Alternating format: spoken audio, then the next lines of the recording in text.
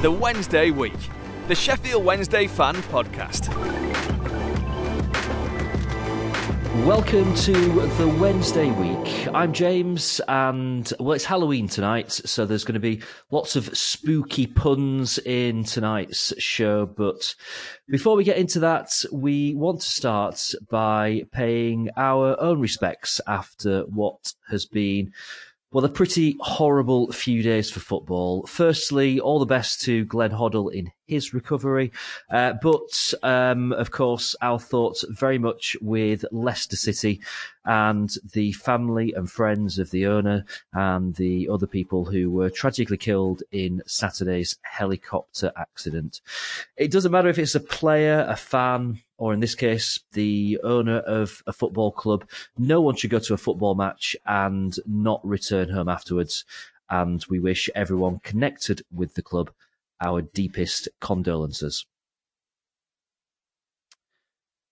Now, of course, it is the 31st of October. I am wearing my glow-in-the-dark onesie. It's getting its annual outing. I think this is the 5th or 6th year in a row that I've got away with this outfit.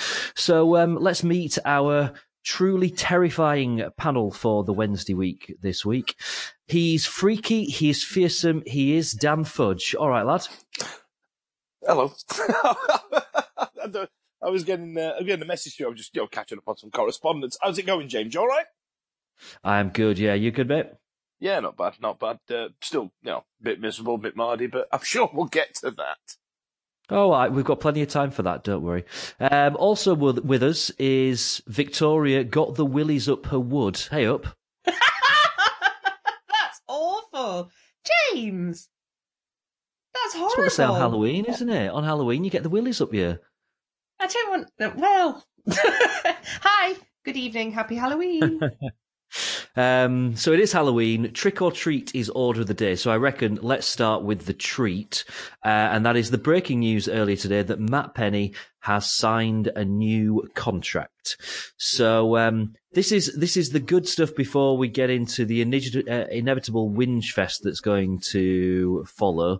So yeah, it's going to be good news. Fudge, you happy about this? Yeah, it's absolute great news. I think it was something that we were chomping at the bit for a couple of months ago, and obviously something like that takes a bit of time to get in and the negotiation process and all that. But I think it's great news for the club, and I think it really fits well with him as a player. He fits well for us, and I hope he stays with us for the rest of his career. I hope he becomes Sheffield Wednesday's Matt Letizia. That would be quite an honour, wouldn't it? Yeah. What do you reckon, Vic? Are you happy with this? I'm very happy. I loved Matt Penny. He's a nice Christian boy from Chesterfield. And no, he comes across as a really, really nice lad as well, with his head screwed on. And I think, and a lot of people I've seen have been moaning that it's only a year. Like, are you kidding me? Like, the guy's, 22, 23? About my age range. And he's just committed another year of his life to the club. I don't really see how that can in any way be construed as a negative. Like, it can only get better from here, surely. And we're also, on our part, not taking a massive risk. I think it's a great deal. Absolutely brilliant. I must admit, when I first saw it, I did think that it's a bit of a shame that it's only for a year, because that makes me think this doesn't cry out to me someone that's wanting to kind of commit their future to the club. It's kind of like, we know that this conversation will have to come around again a year from now, and we'll all be worried about whether or not he's going to go. And then you think, well, is it just kind of so that if any clubs come in for him in January or in the summer, then, at least we get a little bit back out of it or something like that. But anyway, the lad's had an absolutely amazing start to this season. He's obviously a huge prospect, so, another season out of him cannot be a bad thing. Right, so that is the treat part of the evening done and dusted, and it's all negative crap from here. Let's move on to our very own horror show on Saturday. So, 3-1 defeat at Birmingham, First things first, a fairly hot topic of conversation in the run-up to the match, during the match, and after the match was the team selection. Vic, what was your take on this? Oof. I mean, I get accused of being negative as it is. So I'd just like to say I had a lovely day. I wouldn't have won anyway, so it was nice to be here. And it just feels like you've just lost a shit game show, doesn't it? There's just, from the minute it came out till the minute I saw the final score, and I just thought, well, shock. Like, was I meant to be surprised at that? I don't really know what I'm meant to think anymore. I'm trying. I'm really trying not to be negative about the manager, about the selection, about the fact that we've not heard about Sam Hutchinson or Kieran Westwood for about 12 years. But I just honestly don't know what to think. I'm completely at a loss with it all. And it's times like this again, and I've said this and I have done this for a long time, is that I've avoided any sort of backroom situations. Like, I don't want to know. It ruins it for me. But now it's creeping onto the pitch as well. And it's just, I just don't want to be that. I don't want to be involved in that. I just literally want to go on a Saturday, want to see us win, want to see us lose, want to see us draw. That's literally like, that's all I want to do. But all I'm getting at the moment is it's just politics. And I don't pay 500, 600 quid a year to go and watch politics. I want to see a football match. And at the moment, I'm just not feeling it at all.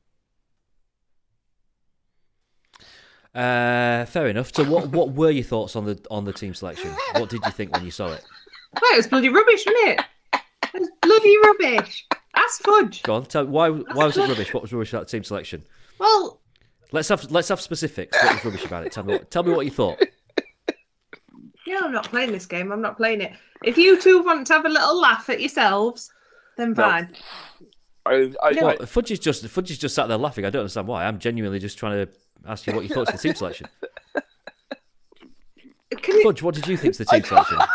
You sat there giggling. What have you got to bring to the table here? I'm sorry, I really enjoyed that. You started it all with. So I think, what about that team selection? And she's that angry. She's that annoyed with life. You know what I mean? And it was a good 2 or 3 minute run, and then right there, just deadpan as anything. You went. So what about the team selection? I just found that really funny.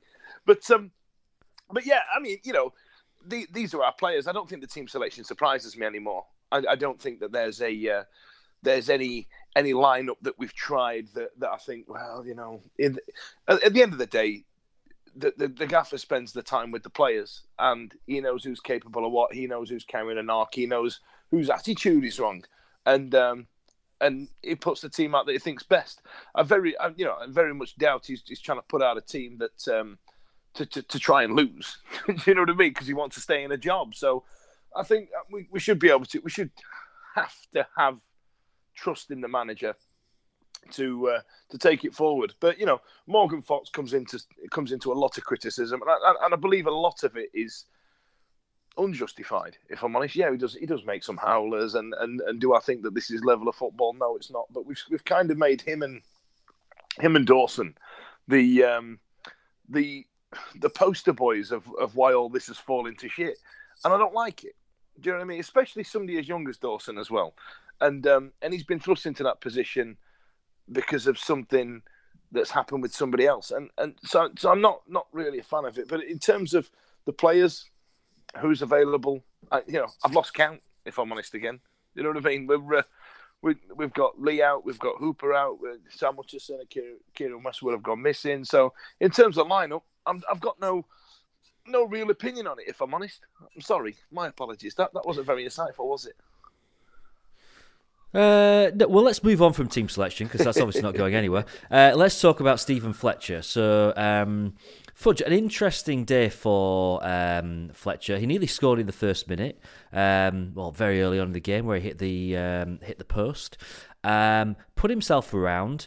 Had overall, obviously got a goal as well. Overall, a pretty strong game for Fletcher. I think this is starting to creep in, though, isn't it? We've been seeing this over the last few weeks, albeit the results have been going our way, but we've seen it creep in where Fletcher's starting to look stronger and stronger as weeks go on and as time goes by, and we're starting to get the player that we thought we signed back 2 years ago now, 2-3 years ago. So it's I think it's nice to see him, and he did start very well. And I think Vic mentioned it in the notes or when we were talking earlier that we had the opportunity in this Birmingham game to absolutely take it to them.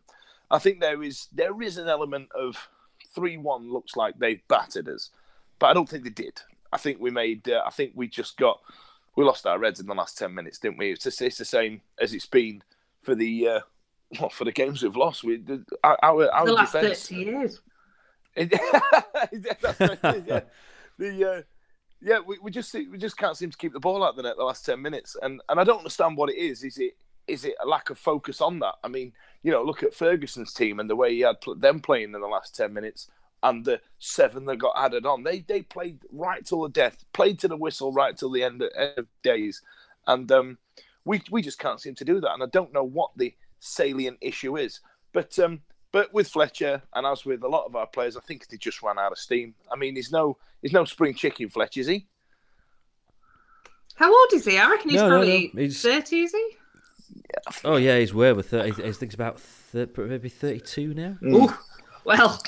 Oof. I mean, he wants to start looking into retirement, doesn't he, old bugger? You could tell he's one of those players that's always taken kind of good care of himself, hasn't he? I mean, he certainly picks up an injury or two, but he is very much a pro. What I thought on Saturday was that he was the player that looked like they had the most level of football intelligence in our team. He just kind of knew what to do, and that particularly shone in the first half because I think what we forget, and maybe rightly so, is that first half we actually played really well. We played some really nice stuff in the first half. We were well in control of that game. We should have gone in ahead. We did take the lead. We were ahead early on in the game. And we created a lot of chances in that first half, and we could have gone in, maybe 2, 3, maybe even more than that, goals to the good.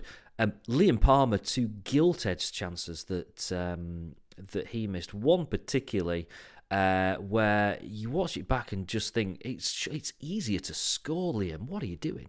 And then one before that, I think, where he basically ran half the length of the pitch and got himself fairly clear through on goal and somehow managed to put it wide. So you think if Liam Palmer could actually finish.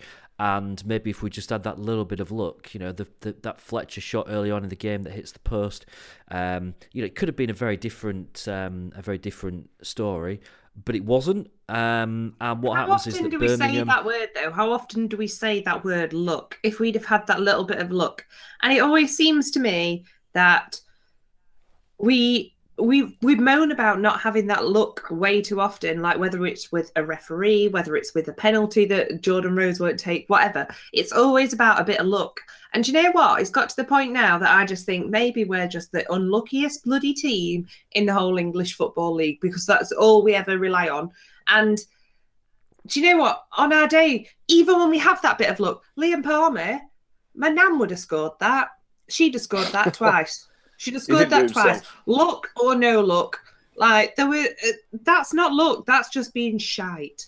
I'm sorry. It's just being shite. That was Liam Palmer comes under a lot of flack from our fans. And you're right. We have this running gag of him having this evil twin brother. One's really good and one's absolutely bloody terrible. But yeah, I just don't see how he can't even get it goalward. Do you know what I mean? Just he only had to do was swing. Liam Palmer should not be allowed into the penalty area. Well, on his day, he'll have a great day. When he's got that bit of luck. But as far as it stands at the moment, there's no luck. There's more luck in my bloody Tinder life. Nothing. Yeah, but can I throw you like the opposite side to the argument, which is that the games that we won earlier in the season, we were far, far, far from convincing, and we still managed to win them. So that's Sheffield Wednesday, though, isn't it? That's Sheffield Wednesday. We could play up against Stockbridge Park Steels. We could play up against Stockbridge Park Steels with a full team tomorrow night, and we could lose 8-0. We could play up against Real Madrid and draw 1-0. Like, it don't matter. It's just how we do it. We just mess it up all the time. I've just had enough. I don't want to be here. It's just shy. It's just awful at the moment, and it's not. I'm not even at the Carlos point that I was at before. I'm not at the I'm not even at the David Pleat point that I was at before, but I've just had enough. I've had enough of not knowing anything. I've had enough of these secrets, the star seems to be against the club seems to be against the star. There's just so much going on that it's just like, well, I literally want to turn up, watch us play and go home. Because anything else just seems like too much hassle at the moment. It's like some sort of needy girlfriend. I can't be dealing with her. I can't. She's been a pain in the arse for my entire life. Do you know what I mean, though? I'm not being funny, but I'm just fed up with it. All right. Well, let's talk football then, and tell me about what you thought about the second half performance then, because Wednesday have had a knack this season of starting the second half quite sluggish. And we kind of got through that period of the first 10 minutes of the second half without conceding. I kind of thought, maybe this might just be the one where it's not going to follow that pattern. I'm not going to lie here. I started decorating for Halloween, so I think you best go to Fudge for the second half. I couldn't be asked. Yeah. Fudge, tell us about the goals that we conceded. The goals that we conceded were piss poor. The first one was a rapid response from when we went up, and I'm in the same kind of boat as Vic. You know what I mean? It is quite difficult to G yourself up and talk about the football, but I believe that especially the last two that Birmingham scored, that we'd run out of steam. We'd set up so stringently. We'd set up to this tactic, to play this formation, to play this style of play, and you can't keep that intensity up for 90 minutes. Given the players that we've got, I think that there was a definite level of fatigue towards that last 10 minutes, and I agree.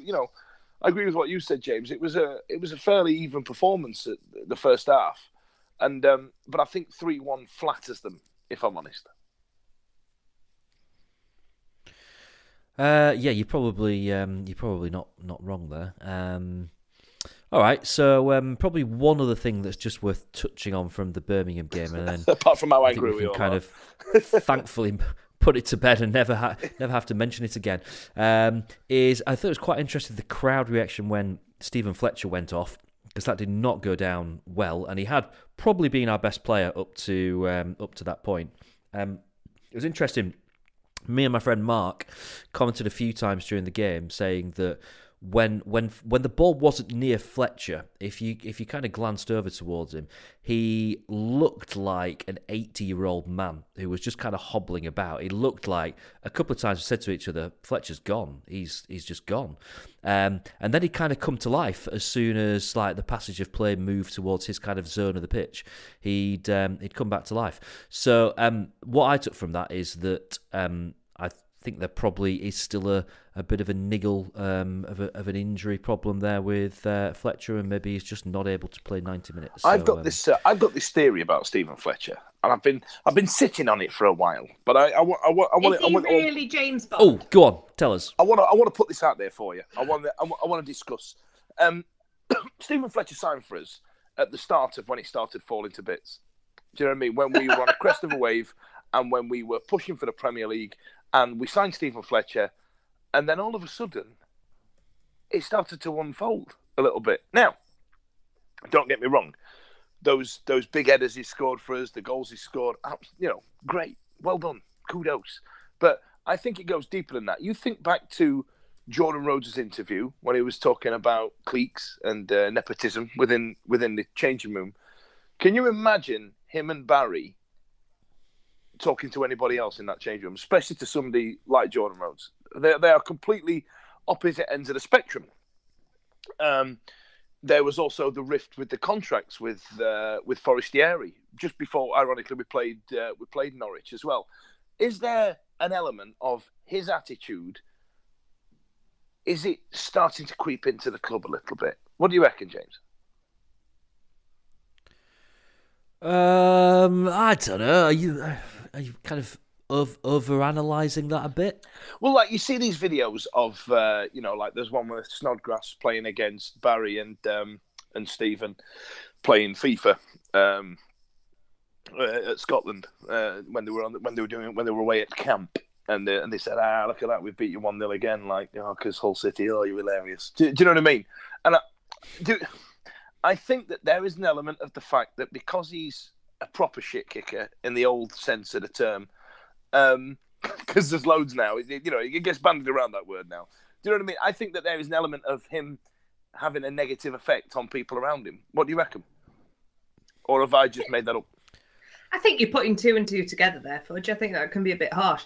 I think you have to look at the last few years as a club. We've had a lot of people that you could say have been negative influences, like including the man, the saviour, Mr. Forestieri.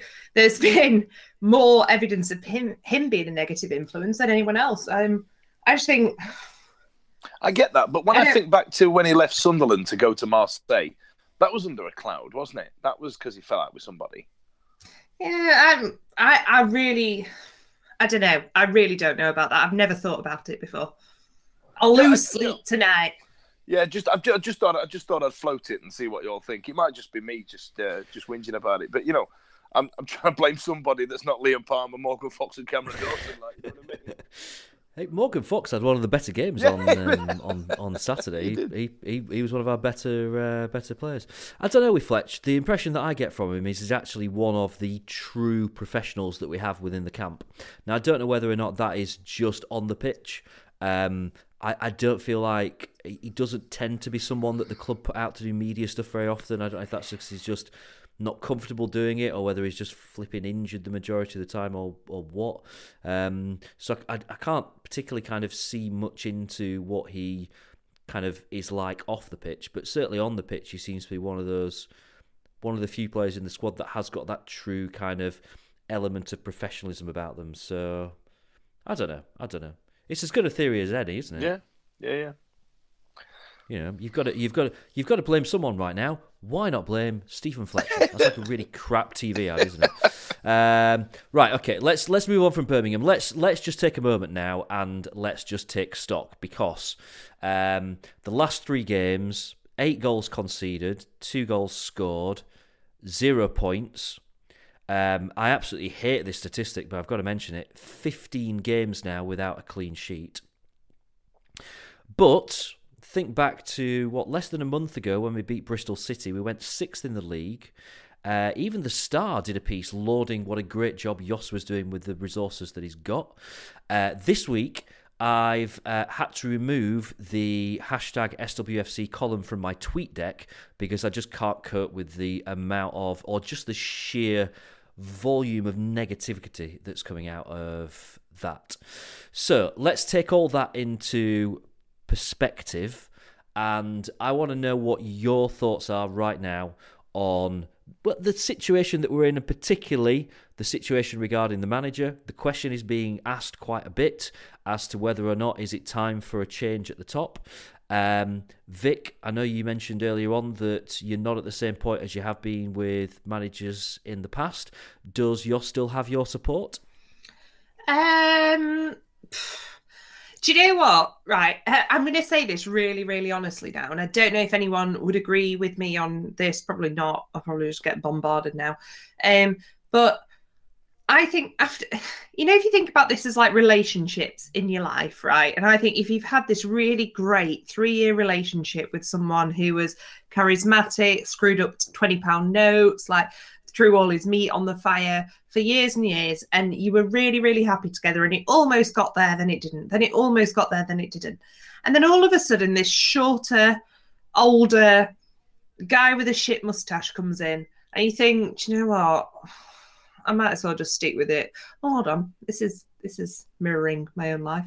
But I just feel like I'm sticking with it. I'm settling at the moment. I don't think I've ever had any sort of particular passion towards Jos, and that's not in a derogatory way to him. Rebound? He is a bit of a rebound, isn't he? And I think it's a bit of a rebound that now, and I don't know if it's because of the articles about Carlos since, like in the last week or so, or whatever, but I kind of think I've never got not fully behind him. I'll always be behind anyone that they put in front of the team, but I've never got totally passionate about him because there's always just been that something missing. Whereas with Carlos, I was, that that Mediterranean passion was there, because one minute I loved him, I was screaming at the TV with him. The next minute I was hating him and wanting him out on the street and away from my football club.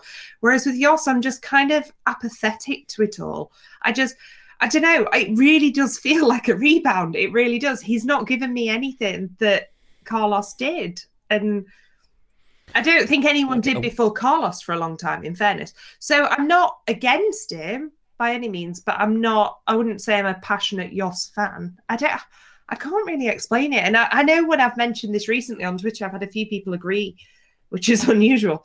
But yeah, it's just a bit meh. But at what point then do you think it's fulfilled its need and it's time for you to move on? I don't know, probably when he leaves me for someone else. No. Oh, it hurts. No, just I don't know. I genuinely don't know. Is it when he just walks away? Is it when Dayfon Chansiri makes a decision? Is it, does it have to go catastrophically wrong? I don't know. I don't know who, do you know if I was sat in the pub now and I said Jos out and someone said, who would you replace him with? I couldn't tell you. I don't know. I've not been looking. I've not been swiping. I've not been looking around for other managers right now. I'm just in a bit of it could go well, it could go badly. And at the moment it's going pretty badly, but it could get better. I don't know. Honestly, it's a very odd situation to be in as a fan. I don't have a feeling either way particularly, which is really weird. I think you hit upon quite a good idea somewhere in there, whereby maybe we could pick future managers using a Tinder-esque system. Yeah. Whereby we have a Sheffield Wednesday manager app. Like all season ticket holders have a Sheffield Wednesday manager app on their phone. And when it's time to recruit a new manager, they don't bother interviewing them. We just all go on an app, just swipe left or right, depending whether or not we want them in the club. Right, okay, Fudge. So I'm going to give you the great honour now of responding to some of the names that have been doing the rounds. Okay. So tell me, and you're renowned for your love of managers who aren't at Sheffield Wednesday. Yep. So I'm going to be very interested to hear how you react to these. Okay. So the one that I've seen more than any other actually is the return of Carlos. Thoughts? Absolutely not. Okay. Have you ever to go with Vic's analogy? Like, have you ever had that night where you break up with somebody and you hook up just for that one extra night, and then it's at that point where you go, and the morning after you go, oh, there's a reason we broke up with them. I remember now. You know what I mean? It's got that ring to it. Sorry, next name. Go on. Next name, Steve Bruce. Steve Bruce is, it looks like Mr. Potato Head after it. You remember that game? Remember that game, Mr. Pop? It looks like that after he's popped. I don't know because he did spend a lot of money at Aston Villa. However, it's quite apparent that there is a rot at Aston Villa that's a lot worse than ours. But I wouldn't, if we got him in, I wouldn't be complaining. Do you know what I mean? I don't know how realistic this is, but there's fans that are saying it, so I've got to mention it. Sam Allardyce. Absolutely, 100%. Yes. Yes. Oh, I'd love that. And let me take what. Yeah. I thought I was on mute. No, the bloke is an absolute grade A, top of the range, no old bards, two Bob Bellend. Don't get me wrong, he is. However, he got Bolton playing Premier League football with Kevin Davis up front. He signed JJ Bloody Okocha. Do you know what I mean? And then he had Fernando Hierro in that team, and then he was the job he did at West Ham when he was there. This guy's, an international manager, and as ridiculous as it sounds, as insane as it sounds, because it's Big Sam. He was the one that brought in. He was one of the first managers in the Premier League to bring in nutritionists and what's the word? So he took it beyond coaching on the pitch. It was all about the training and the. He did a lot about psychology as well, didn't he? Psychology, that's head stuff. Yeah, that's the word I'm after. He did a lot on the psychology and the nutrition. Yeah. And he really did, and that's what happened. He made players believe, and he made players believe what they were, and he's clearly got a network of people around him. Don't get me wrong, I can't abide the bloke, but 100% yes. Why? Do you know what? Okay. I've always had a soft spot for him because I've always had a soft spot for Bolton, as we've discussed before, for no apparent reason whatsoever. But when I was at Wednesday, so we're talking 10 years ago now, we played Blackburn pre-season in our Premier League pre-season friendly. Brilliant. Yeah. And I interviewed him afterwards, and I was just stood there, and I was like, so he did his like Radio Sheffield interview and whatever else, and then I was interviewing him for the website, and I was like, would you ever manage here? Like, you're one of those names, we throw them around all the time. We do it with players, there's the likes of Jordan Rhodes, Dion Burton, but there's also been the likes of Jason Shackle. There's been different names that we've always thrown around like, oh, wouldn't they be great for Wednesday? And some have happened, some haven't. But with managers, we've done the same. Like, there's your Ian Holloway's, there's your Sam Allardyce, there's been hundreds over the years that we've said, could they come in and do a job for us? And everyone thinks, yeah, brilliant. And I asked him, and he was like, I'd love to manage here. I would absolutely love to manage here. He was like, it's a big club, and that's 10 years ago. And he was a genuine bloke about it. He wasn't doing it for the cameras. He wasn't doing it for the dictaphone. He was just genuinely chatting away. And he likes football. He loves football. He lives for what we all live for. And I do think he could. I mean, it's the dream, isn't he? I think he would be, if you had to pick out 5 names from a hat, I would definitely pick him every single day. I do think he could do a job for us. And I do think we've got a bit of money now as well, and we may well have more money come January, which we don't want to talk about. But, what about you, James? What's your opinion on him? I think me and Vic were quite, planted our flag. Yeah, I was just about to say I'm going to take that as a yes. Then I don't know. I've got to be honest. I've not really thought that far ahead yet because I feel that Jos doesn't go from being a good manager to a bad manager in the space of 3 days. I mean, I feel like what we're doing here quite rightly is reflecting what's being talked about in the fan base. But at the moment, I could appreciate that there's been some questions asked about team selection. There's question marks about players that aren't involved at the moment, which we're going to come to in a bit. Yeah. But I think it's the players that are letting us down, and I think it's. I don't know right now if you change manager. I think there's 2 problems with changing manager right now. I don't know whether or not it would instantly mean that we suddenly start winning games and that we're, battling for the top 2. I also have to fall back on my normal position when it comes to anything like this, which is it is one less player that we'd be able to bring in January if we are able to bring a player in, or it may mean if we do sack a manager and we've got to pay them off, that actually it's one more player that we have to let go in January, because the situation is that money-wise we've got 0 and we'll have 0 in January unless we sell anyone in January. So that would put us in minus. That would mean we'd probably have to sell someone in January in order to pay off that contract. So all right. So take the finance out of it. You know what I mean? Take that out of it. Let's just put a pin in that. I agree with you. It's quite a large pin. But Fudge, you've got to remember I'm a practical person. So if you're going to tell me to do that, you've got to tell me how. So how are you going to take the finance out of it? It's for FFP podcast now. That's what it is. I want to know. I'm just saying if you take the finances out of it, how are you taking the finances out of it? No, but you said if you're asking me if you're asking me would I rather assign a new player in January or sack the manager, then my answer would be I'd rather assign a new player in January. No, I want to know your feelings on our manager. I want to know your feelings on him as a person, as a manager, very mixed right now. I agree with everything that all of you said, right, about the fact that Carlos was the flamboyant guy. He was the one that you want to take home and meet your parents. He was fun. He was a lot of things. Jos is the opposite of that. And that's exactly what we needed 12 months ago when he came in, or just less than 12 months ago when he came in. And he steadied the ship, and that progression's not continued, certainly defensively. But again, I don't know whether I necessarily point completely the finger of blame at him, but he is the manager and he takes the flak for it. But I'm certainly not at a point whereby I think that it's necessary to make any kind of change. I'm not. It's not even entering my head right now whether or not it's time for him to go. I think that can I put something else to both of you? There's bigger fish to fry. So put yourself in a position now that you're sat at home and Jos is outside tending to his potatoes or doing something really dull that Jos would do.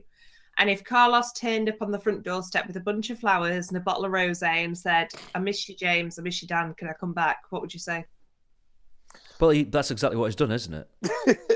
That's Yeah. exactly what he's done. exactly We're going what to, he's done. He's touted and himself that as a is, big we are going to talk about that a little bit later on, about the fact that he has very, I don't know whether it's deliberately or just by chance, but he covered us on the TV the other week.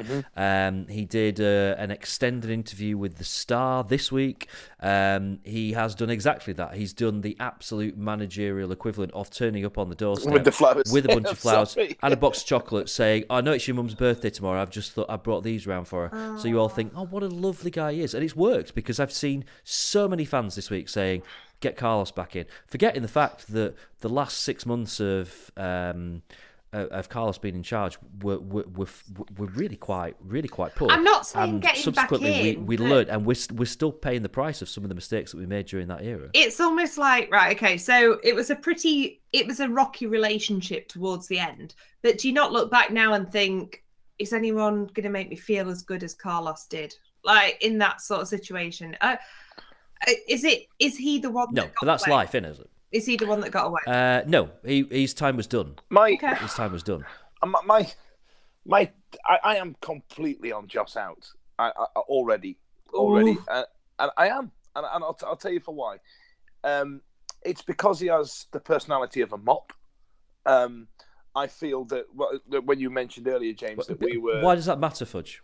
Why does that matter? Because being a football club manager isn't always about being a tactician. There needs to be something to engage the fans. Like, Carlos didn't engage the fans.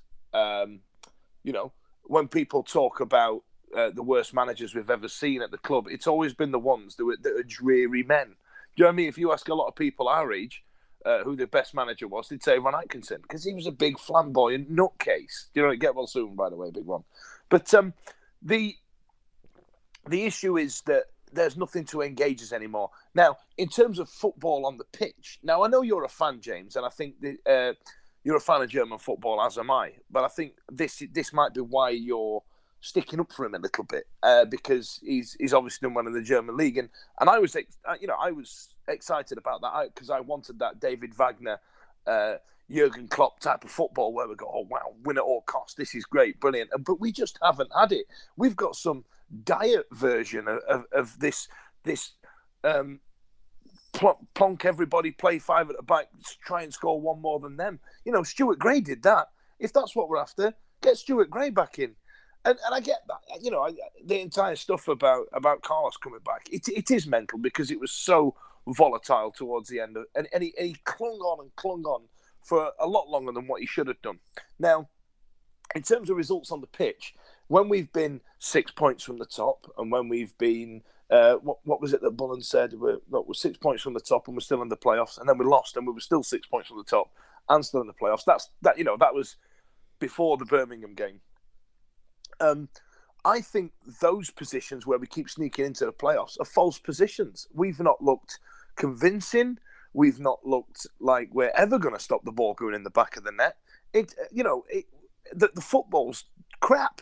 It's crap. You know, the football's not entertaining. The manager's not entertaining. You know, there's days I actually just turn Twitter off or delete the app for a day just to have a day from it, because there is a poison through this club, and I'll be honest, yeah, a lot of it did come from the Carlos years, but there is an absolute vein of abuse and vitriol just absolutely just scything through everything that I like about this club. And I don't think that Jos has got the personality to take us through. I don't think he has, and that's why it matters to me as a fan. I agree with a lot of what you're saying, Fudge, in terms of the fact that that kind of theory of there's a poison through the club. I absolutely know where you're coming from with that.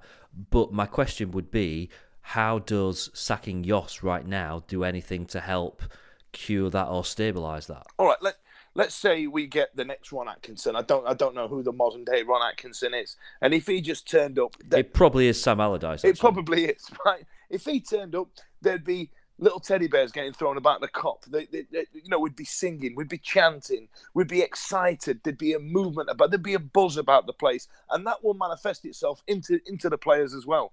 Do you know what I mean? Because at the minute we are literally waiting for him to get it wrong. Well, there were two more names, Fudge, that I was going to give to you. We went off on a huge tangent there, which I thought was brilliant and a really interesting discussion. Yeah. But there were still two more names that I was going to give to you. What you saying? And what you've talked about there about managers who are going to get people chucking teddies on the cop and stuff like that. Well, these two last remaining names might just do it. So I'm really interested to see what you think to those. Yeah. So they're both names that I've seen mentioned multiple times this week on social media. Go on. One is Gary Megson. Right, you want someone that brings passion to the club? No way on earth.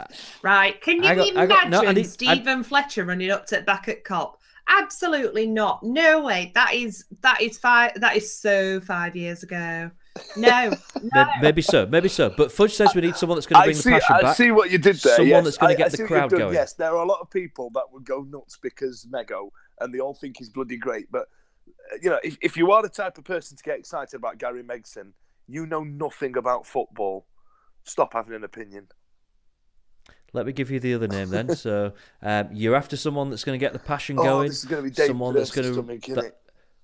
that's going to rally the fans. Go on. I give you Mick McCarthy. Fuck off. It's a matter. No! Rally the fans. Are you having a laugh? That's the same prick that dragged Frank Zimek off the pitch when he'd been knocked out. Absolutely no way do I want him anywhere near my club. The man is an absolute dingle knob. Sorry. No. Absolutely no way. No way on earth. I'll tell you what, Vic, that noise you made right at the start of that, it really reminded me of Les Dennis when he used to do an impression of Maeve in Coronation Street. I don't know why he did that. No! But, it's true. Yeah, absolutely no way. Not. I've not seen that name banded about at all. I would block anybody. Now, as you know, that I've seen it all over the place. As you know, I am close personal friends with Terry Butcher nowadays, and I got him talking because obviously Ipswich was a club close to his heart, and I said, so how come you're not connected to the club? How are you not, like an ambassador or Liverpool can't get rid of some of their players; they just turn up on the door. How come you're not involved with the club like that? He said, because I told Mick McCarthy what I thought about him, and the bloke's a dick. And I'm probably going to get in trouble telling you this story. So I sat there sucking this Starbucks coffee, going, "This is incredible. This is the best story. Give me more noise." And he went, "Yeah." Apparently, Terry offered him some feedback after a game where they'd been tonked, and he went, "You don't fucking work here. Fuck off." I thought, well, this is glorious. This is a fun story, but he's absolutely not crap football. Crap personality, crap manager. No. Yep. Agreed. Well, there you go. You asked for managers with passion. I delivered you a couple. You didn't want them. Do you know what? Actually, I don't know what else to do. Allardyce will get people cheering. Megson will get people of a certain generation cheering, but for the wrong reasons. Do you know what I mean? Them who play walking football on a Tuesday with John Pearson. Yeah, I'm too young. Sorry. I'm too young to remember Gary and Don Bloody Megson. I don't care. No, I grew up in. I'd rather have John Sheridan, even though his managerial career seems to take him back to Oldham every single other week. So I think Allardyce would be the one for me, but I think he might be too expensive, and I think it would be one of those jobs because every now and again a job pops up with Allardyce, doesn't it? Where it just falls to shit for him. He does really well. Like he's got like a 75% success rate with jobs that he gets, and I just feel that if we got him, we'd fall into that 25%. But I still don't think Josh is the man to take us forward. I'm sorry. Okay, fair enough. I want to talk about some. A name, just a name, and it's not just because he's the most beautiful manager in football, but I just want to say, is it Lee Johnson, Bristol guy? Absolutely not. Why? Because he is a absolute carbon copy of his old man. Lee Johnson does a lot of work on fitness, and and it pays off for those players. This is Sheffield Wednesday. Do we not need a lot of work on fitness? Apparently, Josh did a lot of work on fitness. He was surprised that they weren't working 2 days, twice a day on the training field, and they could come if they wanted to. But Lee Johnson, when he was a player, as soon as the ball came to his feet, he just wanted to slap it really hard. And as a manager, he should be doing better in that role. Bristol City should be pushing for promotion given the players they've got, but they've got the almost Ranjeen that we have at our club, and I don't think he that would be out the frying pan into the fryer for me.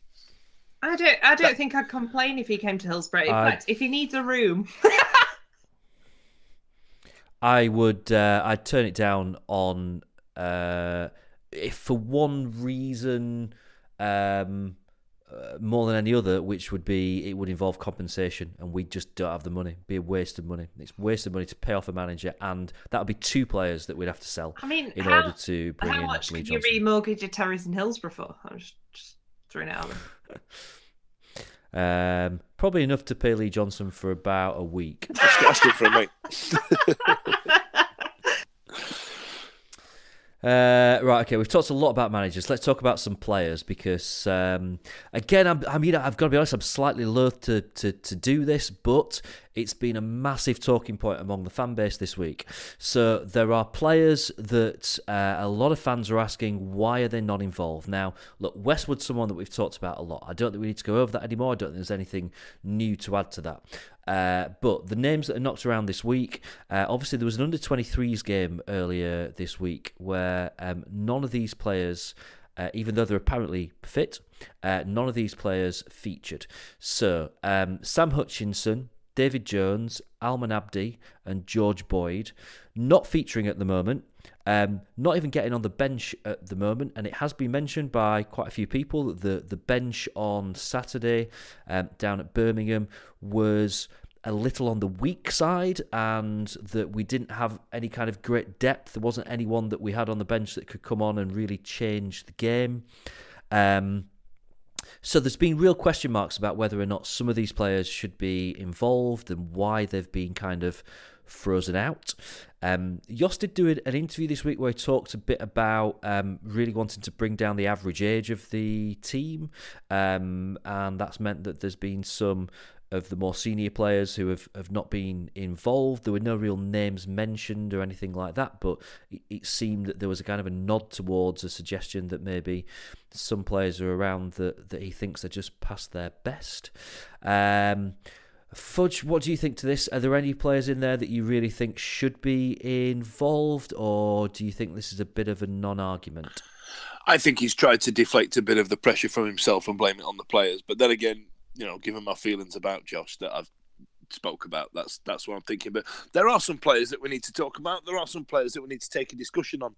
I'll not lie. I think I brought it up last year before on the podcast, and said that is anybody else really bored of the Sam Hutchinson 4-minute injuries? Like, how long are we going to put up with that?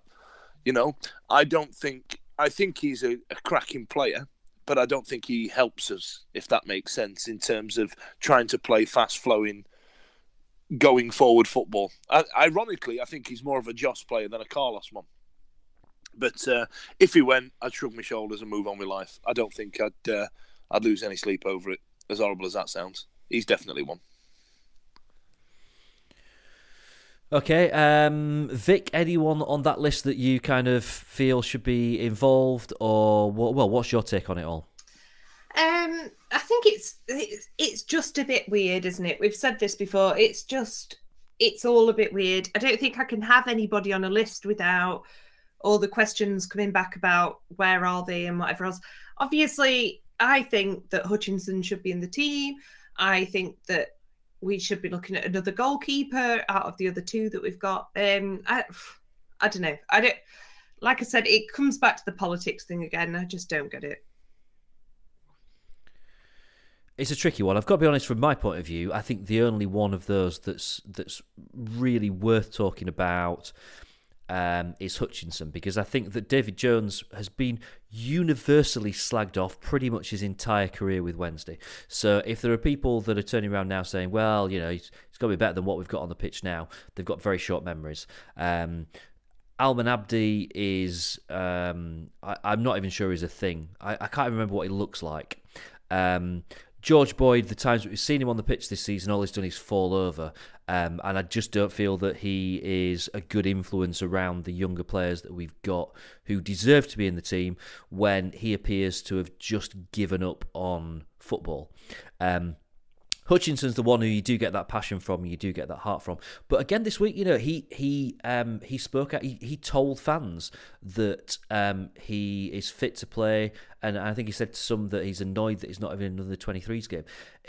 For me, what the suggestion here is that whether or not that there's something else going on with Hutch, whether or not he just brings a bit of a.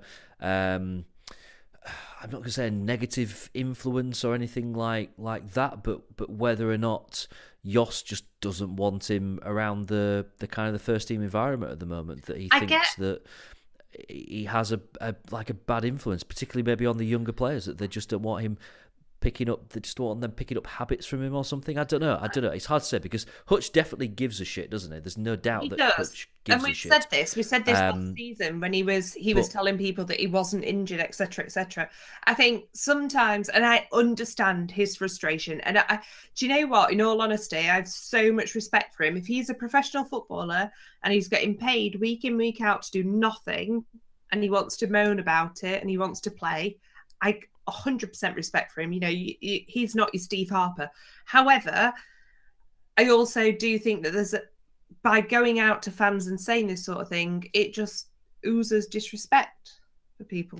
I don't think there's any respect for your manager or your chairman if you're going out there and saying things that you probably shouldn't be saying.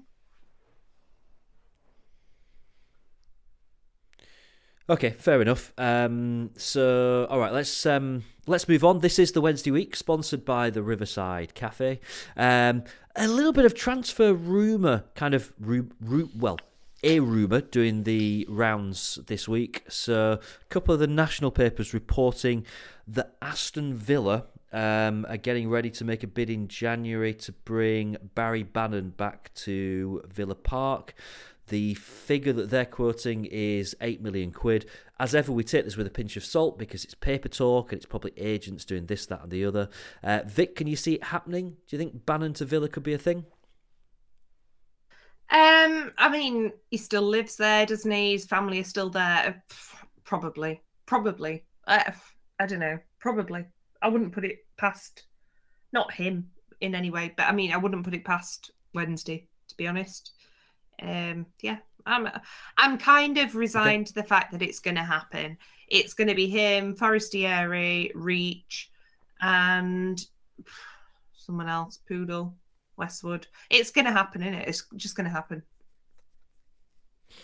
Fudge, do you think £8 million is a figure that would be tempting for us to accept for a player like Bannon? I think, yeah, definitely. You've got to realise where we are and where we sit, and the problems that we've had. It's annoying that we had to announce that we were under an embargo and the rest of it, and how much money we can and can't spend. If £8 million quid gets chucked at us for a player that's in his late 20s, then yeah, if he wants to go anyway, let him go. I'd hate it. Don't get me wrong, but yeah, £8 million quid. It's a fair price. I can't. It's a good tempting offer. I know I'd take it if I was playing Footy Manager.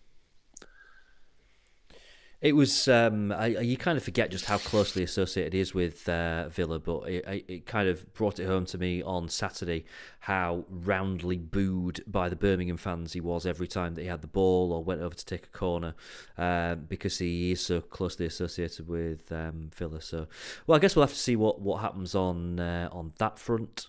Still a while away yet before the January transfer window, so I'm sure there'll be plenty more rumours in the coming weeks.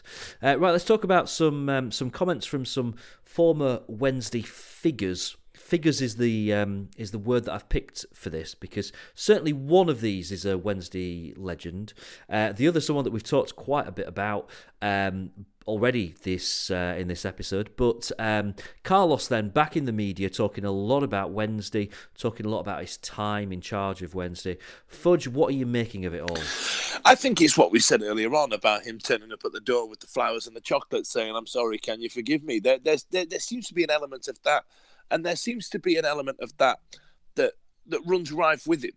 You know what I mean? That very much that nest feathering that he seems to do, because we all, it's no secret that he went to go and talk to Swansea while he was still under contract with us. So there seems to be an element of that with him. But I'm getting a bit fed up. I just wish he'd bugger off. Like, there was. Do you remember when he first, when he first signed for Swansea, and we were all going, "Oh, it's like watching somebody else with your ex-girlfriend." And then now I'm thinking, this ex-girlfriend needs to bugger off now. She's doing me head in.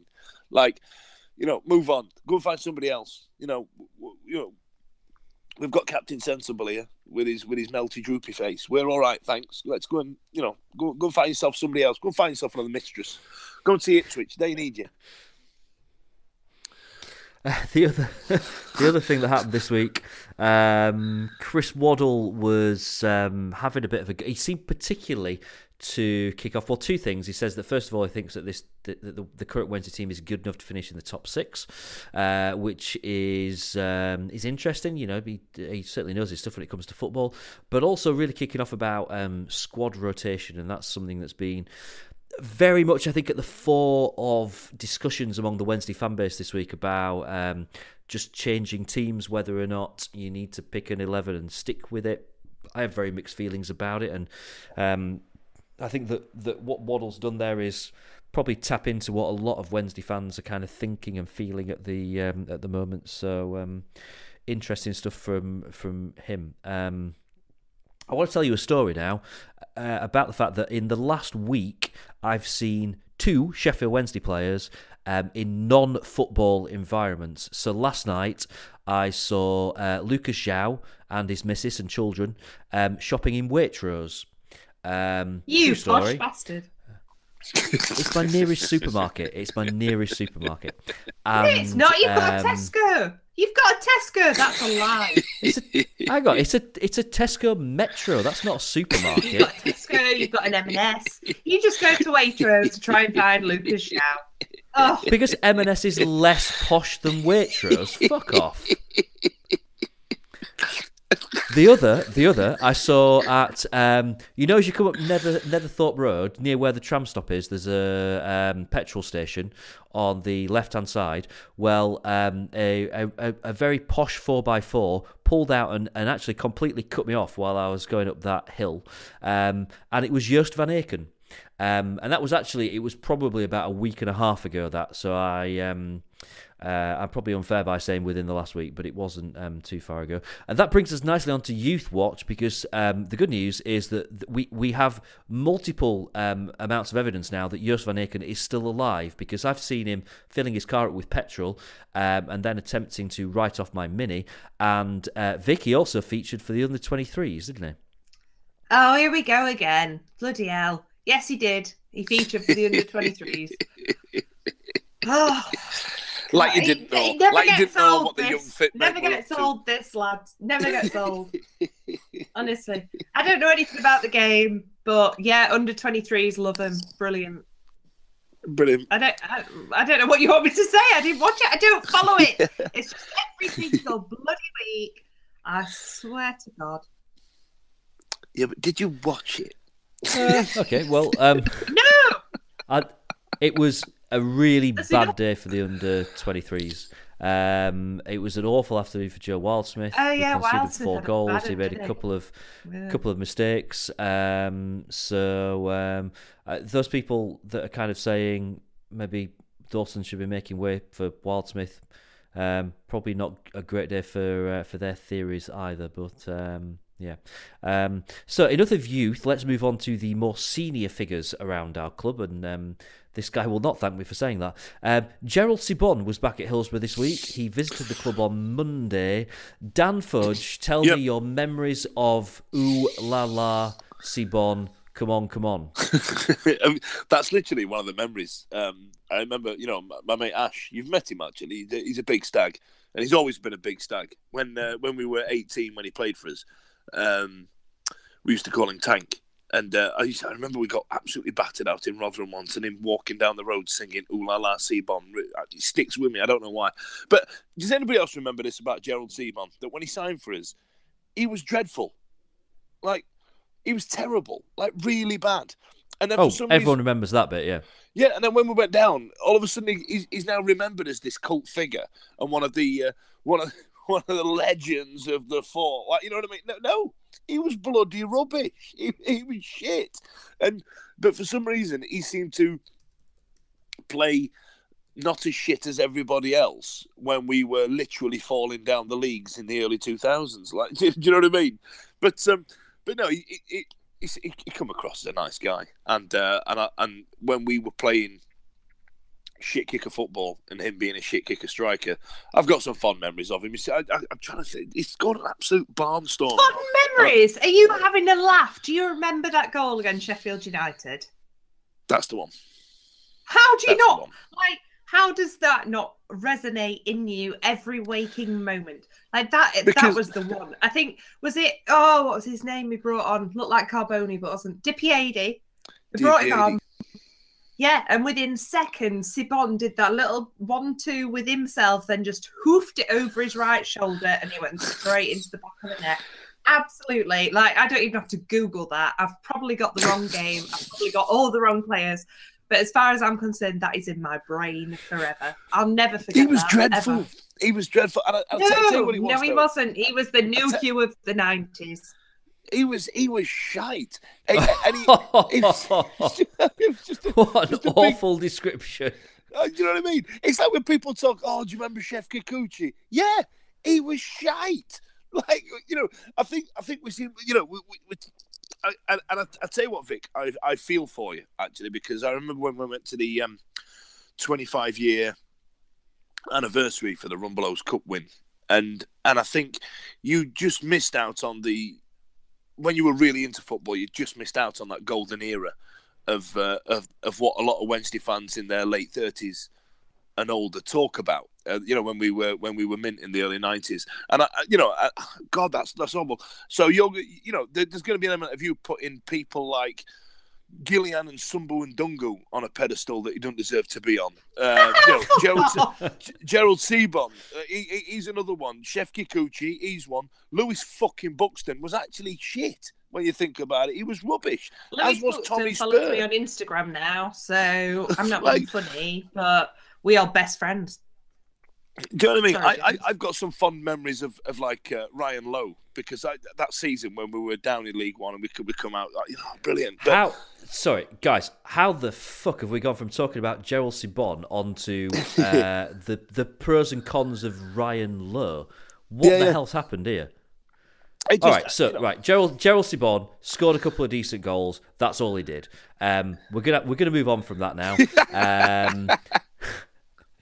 This really is turning into a Halloween horror night, this, isn't it? But it doesn't matter tomorrow. November's here, and that means that we've got the usual remembrance tributes coming up at games in the next couple of weeks. I don't know whether or not this falls well or not, but there will be the usual silence at Bramall Lane ahead of the Sheffield Derby game a week on Friday. The only thing that makes me nervous about this is because Wednesday fans are not renowned for taking their seats in plentiful time for the game and getting very excitable at the back of the stand. I've just got a really bad feeling about that. I hope that it's one that everyone makes sure that they're inside the ground and in position for, and that all goes according to plan. First, though, we're having our own 1 minute silence at Hillsborough on Saturday before the Norwich game. So let's talk a bit about the Norwich game, a team who have found some decent form in the last few weeks. What do you make of them this season, Vic? Well, I don't even... that recent form, it's like, it was always going to happen, wasn't it? It was always going to happen. He was always going to go there. I bet you if they got a penalty in the last minute, if all of a sudden Norwich were in the World Cup final, right, and they got a penalty and it was to score against Germany, he'd fucking stand up and take it, wouldn't he? Not for us he wouldn't, but it's just riled me. It's riled me. Okay. Yeah. So brilliant, great run of form, but he can't play against us. So Saturday obviously he can't play against us. Therefore, going on that theory, we'll beat them. Yeah. Yeah, exactly. We'll smash him. All right, Fudge. What team do you expect Yoss to play on Saturday? 7 at the back. Stephen Fletcher running around for 80 minutes. Nuke you on the wing. Yeah, and Dave Jones just Gareth Barry in it all over the place. I don't know. I tried to give you. I thought I'm going to ask this question. I'll do some research. I'll try and give him a concise answer on maybe he'll play such and such in the hole and then target man here and 5 at the back with wing backs and all that. But I've no idea anymore. He seems to change. Like when he first came in, and he came in, didn't he, for the derby, and we got a very hard fought 0-0 draw, which I'll be honest was not unexpected, but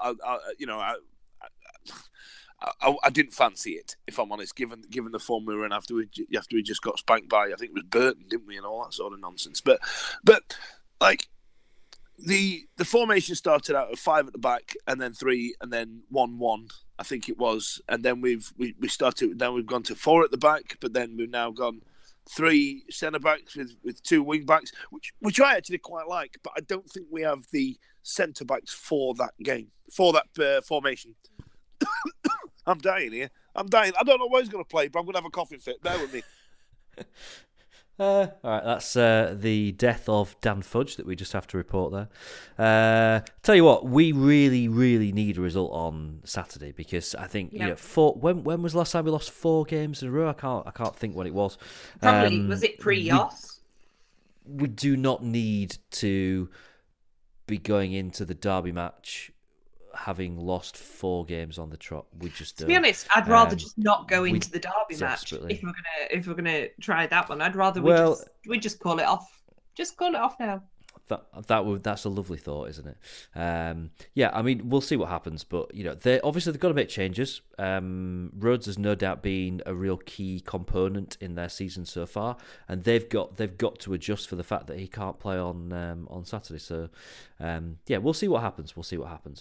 Next week, of course, it's going to be a special episode in a lot of ways. It's going to be obviously the build up to the derby match, as I think we've touched on. We're probably not all that excited about that particular build-up, but it will be something interesting for us, because we're going to be recording the episode live at the University of Sheffield, not Sheffield University. I stand corrected, Vic. Thank you for pointing that out every time I say that wrong.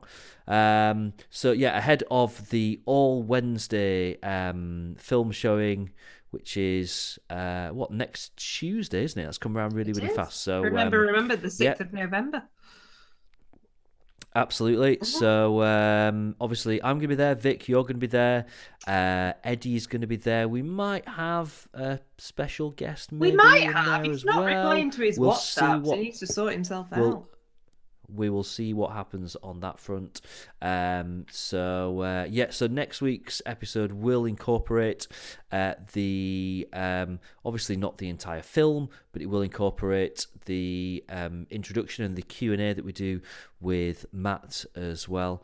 A bit of a special one a week from now. All right, that's going to pretty much draw things to a close for this week. So go on, Fudge, say your goodbyes. Goodbye! That was very Little Britain, wasn't it? Do you remember that? Do you remember writing the theme tune, singing the theme tune? It was good, wasn't it? At Dan Fudge on Twitter. At me. Unless you're telling me that Waka Waka is worse than Hips Don't Lie. You know what I mean? Don't at me then. Waka Waka's loads better. Better. Isn't it? Hips Don't Lie is a terrible song. I mean, Waka Waka combines 2 of my favourite things: football and Shakira's bottom. So I would though say that Whenever Wherever is a better song. It agreed. 110, 100, Hundy P, as the kids say. My God, nowadays. We've agreed on something. It's taken 70 minutes. We've agreed on something. It's because my brain's next week, fallen so you don't confuse the mountains. Yeah. Vic, give us your goodbyes. Bye. You can find me on Twitter at Victoria1867 or on Instagram at Miss_VEW. Please don't send me a message. Thanks. Bye. We've got through nearly the entire episode without any knob gags. So I just want to leave you with a final thought, which is that Steve McLean, remember him? Yeah. He has been charged with misconduct for grabbing an opponent's bits. Is that what he did? I saw it. I sent it in this afternoon, didn't I? That's what he's done. Apparently, it's a tactic. It's a tactic that is used throughout his career. I do it. So, what a knob, eh? I mean, he scored Right, we will we'll see you next week. Keep up to date with the Wednesday Week on Twitter at TWWcast or on our website, thewednesdayweek.co.uk.